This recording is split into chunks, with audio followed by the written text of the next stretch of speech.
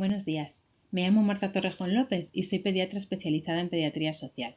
Actualmente estoy ejerciendo como pediatra de atención primaria en el Centro de Salud Guayaba de Carabanchel y hoy voy a haceros una pequeña presentación sobre cómo podéis apoyar a vuestros hijos en situaciones de violencia escolar o de acoso escolar. El objetivo de esta presentación es proporcionar alguna información práctica y recursos útiles que podéis aplicar desde hoy mismo. Entonces, primero voy a hablaros un poquito de qué va a ir la presentación. Primero vamos a dar algunas definiciones breves, luego vamos a hablar de otros datos significativos, luego vamos a explicar qué es lo que hay que hacer en estas situaciones y al final os voy a dejar algunos recursos que os puedan ser de utilidad. Lo primero que quiero definir es la violencia escolar. La violencia y el acoso escolar son dos cosas diferentes, ¿vale? La primera, la violencia escolar, se refiere a todas las formas de violencia que tienen lugar, ya sea dentro o fuera del aula, en el alrededor del colegio, de las escuelas, en el camino hacia o desde la escuela y también en línea y en otros entornos digitales, ¿vale? Entonces, podemos diferenciar la violencia física, la violencia psicológica y la violencia sexual. Y dentro de estas, pues hay diferentes tipologías que todas pueden también formar parte del acoso escolar, del que ahora vamos a hablar, ¿vale? Entonces, ahora vamos a hablar específicamente qué es lo que tiene que cumplir para que se considere que una situación es una situación de acoso escolar. Pues debe cumplir con las siguientes premisas. Uno es que en su mayoría hay una intencionalidad, aunque prima que haya en la víctima efectos claramente negativos, sí que el agresor tiene una intención. Normalmente también existe una diferencia de poder entre el agresor y la víctima, de tal manera que se establece el propósito de tener una relación de dominancia que le reporte generalmente al agresor una gratificación social y o individual. A veces también es al grupo. Por otro lado, no hay una provocación por parte de la víctima, que se suele someter al victimario o agresor. Y es una situación que persiste en el tiempo, ¿vale? Es verdad que la duración en el tiempo puede ser variable y depende de las definiciones. Y hay veces que la intensidad es tan alta que incluso aunque no sea persistente en el tiempo, sí que se podría considerar acoso escolar. Pero eso son excepciones, ¿vale? Por otro lado, también quiero explicaros qué es el ciberacoso o ciberbullying, que es aquel acoso escolar que se da a través de medios electrónicos. En este tipo de acoso o de maltrato no hay un parámetro de repetición o de prolongación en el tiempo, dado que la información se va a mantener colgada en la web. Y muchas de estas violencias que ya hemos hablado se pueden ejercer también de manera cibernética, por redes sociales, mensajes de texto u otras plataformas digitales. Ahora quiero hablaros de otros datos para poder ver la magnitud de este problema en cifras, ¿vale? Entonces, la frecuencia del acoso varía en función del estudio y del país, aunque en España se estima que en torno a 1 de cada 3 alumnos ha podido ser en algún momento víctima de acoso escolar. En educación primaria, que son más pequeños, hasta un 9,5% del alumnado indica haber sufrido acoso y hasta un 9,2%, pese a la corta edad, indican haber sufrido ciberacoso.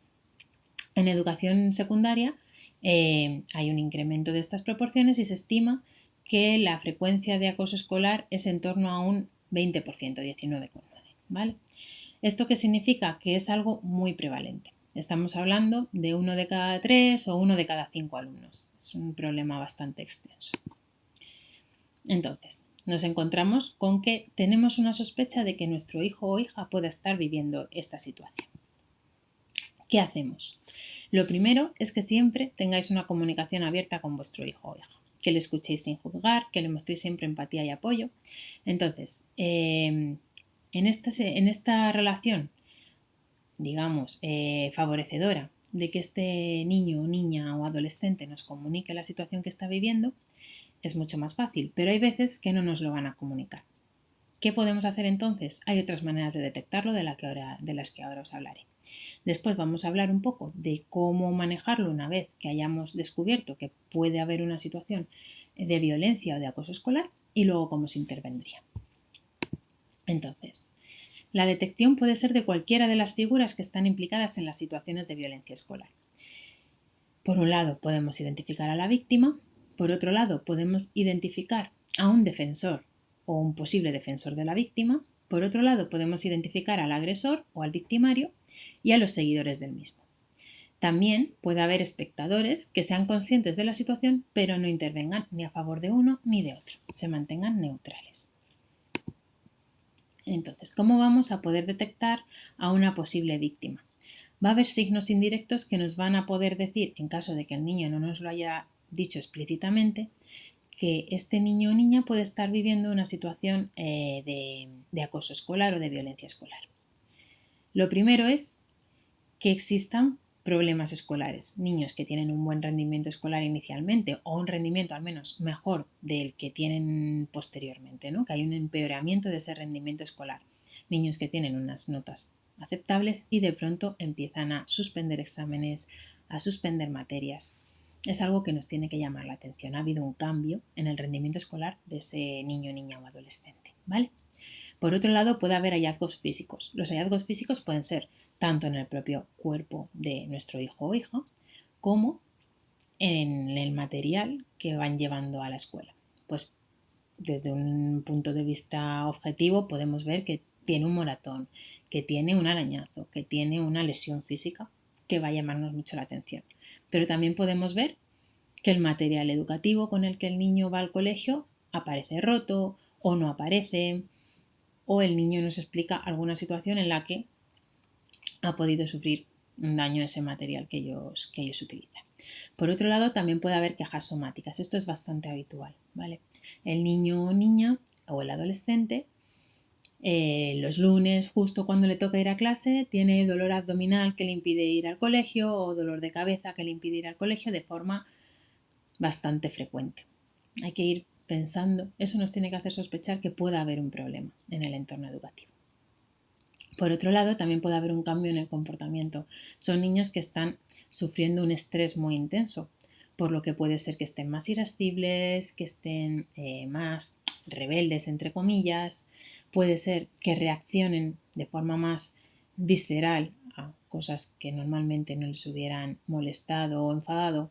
Entonces esos cambios van a ser bastante llamativos también, porque son niños que a lo mejor sí que eran de por sí impulsivos y no lo vamos a notar tanto, pero hay niños que son más tranquilos y que sí que de pronto son más reactivos. Eso es algo que nos va a llamar la atención. Por otro lado, problemas psíquicos, que puedan aparecer más síntomas de ansiedad, que pueda haber como menos ganas de hacer actividades que antes les gustaban, eso también puede ocurrir. Y en caso de niños que tengan enfermedades crónicas, pueden sufrir una exacerbación de estos síntomas. Los grupos que son de especial riesgo para que se produzca una situación de violencia o acoso escolar contra ellos son niños o niñas que tienen comportamientos extremos, ya sean por ser demasiado agresivos o por ser demasiado retraídos. Existe una figura específica que es el bully victim, que son niños que pueden haber sufrido acoso escolar y luego convertirse en victimarios o en agresores, que es probablemente este grupo que son demasiado agresivos jueguen un poco ese papel. Por otro lado, también es bastante frecuente en niños que están expuestos a violencia doméstica o intrafamiliar, ¿vale? O que han sido víctimas de otro tipo de violencia. También aquellos que actúan o tienen una apariencia que está fuera de lo habitual, digamos, que tengan deformidades físicas o algún tipo de rasgo característico. También es bastante frecuente en el colectivo LGTBI, también en niños que tienen necesidades de salud especiales como patología crónica o patología mental, niños con necesidades educativas especiales y niños que tengan sobrepeso o obesidad también son más susceptibles de sufrir este tipo de situaciones. Por otro lado, también podemos identificar al agresor o al victimario. Estos niños pueden ser niños que no den ningún tipo de alarma o alerta, pero tenemos que estar pendientes porque pueden aparecer algunas de estas características. Que aparezca más agresividad en casa, con los hermanos, con los amigos, o que haya actitudes desafiantes a figuras de autoridad, como los maestros, o los padres, o los monitores en caso de que hagan actividades extraescolares. También pueden hacer preguntas defensivas o evasivas cuando se les pregunta sobre su día a día en el centro educativo. Podemos haber recibido algún informe de comportamiento problemático por parte del profesorado u de otro personal que trabaja en el centro educativo. Son niños que de forma más frecuente pueden excluir a otros compañeros de los juegos o actividades grupales y que muestran una falta de empatía ante los sentimientos que despiertan este tipo de comportamientos en los otros compañeros. También suele ser niños que incitan a otros compañeros o a otros amigos a tener comportamientos, digamos, reprobables o poco adecuados. Y además siempre tienen una justificación a esas acciones cuando tienen un comportamiento negativo, sin tener como un locus interno de culpa o suelen asumir poco las cosas que han hecho mal. Entonces, ahora vamos a ver también las dos situaciones. ¿Qué hacemos si mi hijo o hija es víctima de violencia?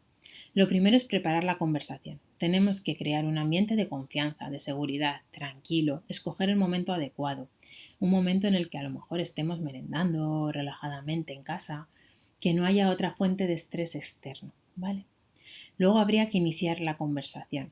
Podemos iniciar con preguntas abiertas como ¿qué tal te ha ido el día en el cole? O he notado que estás un poco diferente. ¿Hay algo que te preocupe o que me quieras contar?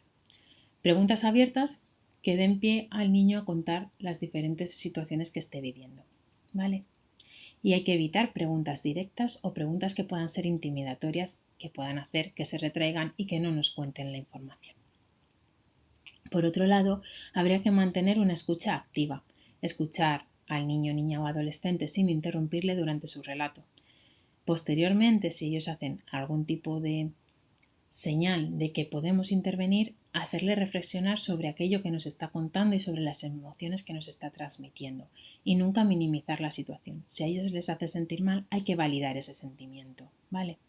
Y finalmente ofrecerles apoyo, hacer saber al niño o a la niña o al adolescente que no está solo, hay que reafirmarle en que la situación que está viviendo no es culpa suya y explicarle qué pasos vamos a seguir después y diseñar un plan de seguridad en conjunto, ¿vale?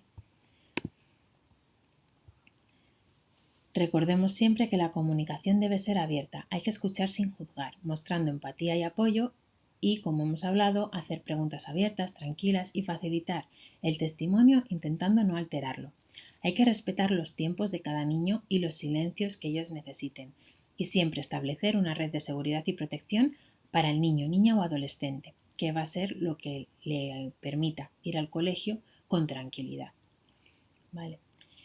Si has sufrido una situación de acoso, tendremos que intentar, mientras que nos lo está contando, recordar con la mayor precisión posible y cuando podamos anotarlo aquellas fechas, lugares y personas involucradas y la descripción de los eventos que el niño ha hecho, ¿vale?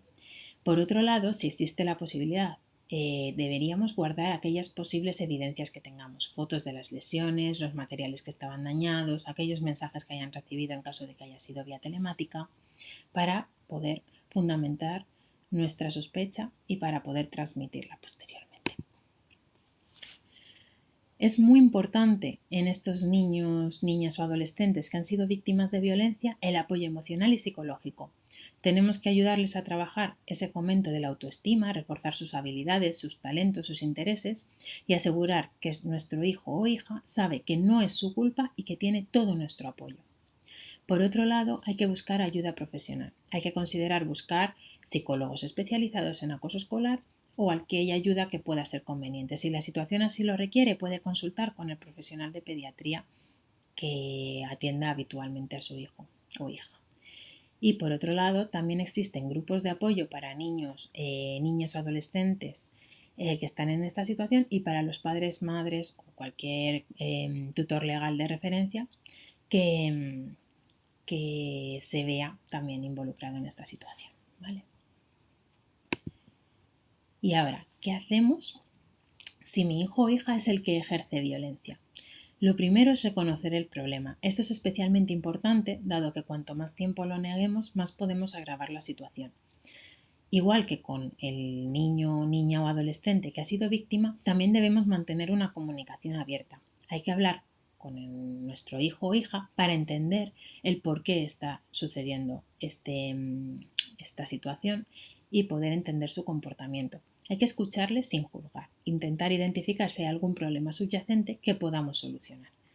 Después habría que modelar siempre desde el ámbito familiar un comportamiento respetuoso, porque los niños aprenden observando, somos su principal modelo de conducta. Entonces, si nosotros demostramos empatía, demostramos compasión en nuestras interacciones, ellos van a aprender eso también. Eso hay que iniciarlo desde lo más pronto que se pueda, ¿vale? Hay que establecer consecuencias claras. Se debe imponer unos límites claros con consecuencias consistentes para aquellos comportamientos que sean violentos. Estas consecuencias deben ser proporcionadas y deben estar enfocadas a responsabilizar, sin utilizar violencia física, violencia emocional, violencia verbal, sino reconduciendo la situación, ¿vale? En caso de que no seamos capaces de gestionarlo de forma eficaz, podemos pedir ayuda profesional. Los profesionales pueden trabajar con el niño, niña o adolescente para poder entender y modificar estos comportamientos.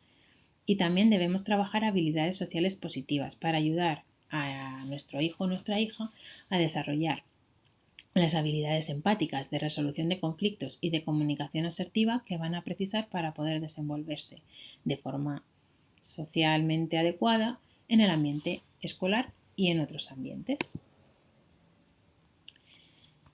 En caso de que ya tengamos detectado la situación que nuestro hijo o hija esté viviendo, debemos contactar con el centro educativo, asegurarnos de que reciben la información completa y, en el caso de que exista, proporcionar documentación y evidencias.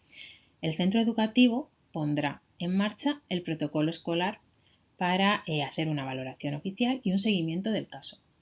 Y junto con el centro educativo se puede elaborar un plan de acción, de tal manera que nuestro hijo, nuestra hija, pueda tener un plan de seguridad y se puede ir monitorizando y haciendo los ajustes que sean necesarios a lo largo de la intervención. En caso de que no exista de esta manera una resolución del conflicto, habrá que valorar otros recursos. Existen los agentes tutores. En caso de que sea algo persistente, habría que hablar con la inspección educativa. Se puede trasladar el caso también a los cuerpos y fuerzas de seguridad del Estado en caso de que fuera preciso, o trabajarlo con un trabajador social. Y por aquí os dejo algunos recursos que puedan ser de utilidad en caso de que estéis viviendo alguna de estas situaciones. Por un lado, os dejo los recursos de la Fundación ANAR, ¿vale? Tienen un teléfono y un chat abiertos. El teléfono está abierto generalmente 24 horas. Y luego también tienen una dirección de email para que podáis contactar con ellos. También está la EPAE, que son expertos en acoso escolar y que tienen tanto un email como una página web que podéis visitar. En algunas comunidades autónomas también vamos a encontrar los centros de apoyo a las familias, que tienen programas de intervención familiar ante situaciones de acoso escolar. Podéis, en caso de que queráis utilizar alguno de estos recursos y no conozcáis cómo poder acceder a ellos, a veces vuestro trabajador social o pediatra de referencia puede referiros al recurso adecuado. En caso de que sea una situación de ciberacoso, también hay recursos específicos que podemos emplear. Por un lado está Pantallas Amigas, también están el teléfono o las redes de INCIBE, la Policía Nacional o la Guardia Civil, en caso de que sea preciso, y existe un programa ciberexperto de la Policía Nacional, que os aconsejo que visitéis, incluso aunque no estéis viviendo una de estas situaciones, ¿vale? En caso de que exista contenido sensible publicado en redes, ¿qué es lo que tenemos que hacer? Hay que contactar con el responsable de la web para que retire el contenido de inmediato, ¿vale? Os dejo abajo un enlace a UNICEF que os explica cómo solicitar que retiren ese contenido, ¿vale? Hay que guardar esas evidencias y avisar a los padres o tutores sobre ese contenido y al centro de estudios para prevenir otros posibles futuros casos. Con avisar a los padres me refiero si los que estáis viendo esto no sois padres o madres, a lo mejor sois otro tipo de persona de referencia para ese niño, niña o adolescente y habéis descubierto este contenido sensible, ¿vale? Lo tenéis que hacer llegar a las personas adecuadas. Por otro lado, denunciar ante los organismos competentes y aportar todas las pruebas que tengamos. Y también es posible denunciar ante la Agencia Española de Protección de Datos. En caso de que exista contenido sensible publicado en redes, es decir, si tenemos conocimiento de la existencia de fotografías, de vídeos, de audios o de cualquier contenido que sea violento, que sea inapropiado, que circule por Internet sin el consentimiento de las personas afectadas, podemos contactar con los responsables de las webs para retirar el contenido de forma inmediata. Aquí os dejo los enlaces de las redes más frecuentes o las más utilizadas dividida en 2 diapositivas que podéis pausar para poder acceder a estos enlaces, ¿vale? Os las dejo aquí durante unos segundos. En caso de que no hayas logrado su retirada en los recursos que ya hemos facilitado en las 2 diapositivas anteriores, existe también el canal prioritario de la Agencia Española de Protección de Datos. Os dejo aquí también el enlace y también sería posible retirar la información a través de este canal. Ahora ya llegamos al final. Hago un pequeño resumen de los puntos más importantes a destacar. En caso de ser el padre o madre de la víctima, recordar que debemos notificar a las entidades competentes, al colegio, a la policía y nunca mediar directamente con el agresor o victimario o la familia del mismo. También hay que evitar proyectar nuestro sufrimiento a nuestro hijo o hija y lo que tenemos que hacer es darle apoyo, validar sus emociones, asegurarnos de tomar las medidas oportunas para que cese la situación. Es decir, debemos ocuparnos del problema y no preocuparnos sencillamente. Y tampoco debemos minimizar la situación. No debemos dejar evolucionar los hechos sin tomar las medidas necesarias. Da igual qué recursos seamos, da igual que seamos los padres, que seamos un amigo, que seamos el profesional sanitario en este caso. Siempre debemos tomar las medidas necesarias, asegurar la red de protección de seguridad del niño, niña o del adolescente y tomar medidas de protección. Así que aquí finalizamos, os doy las gracias por vuestra atención y dejo aquí medios a través de los cuales podríais contactar conmigo en caso de que tengáis alguna duda.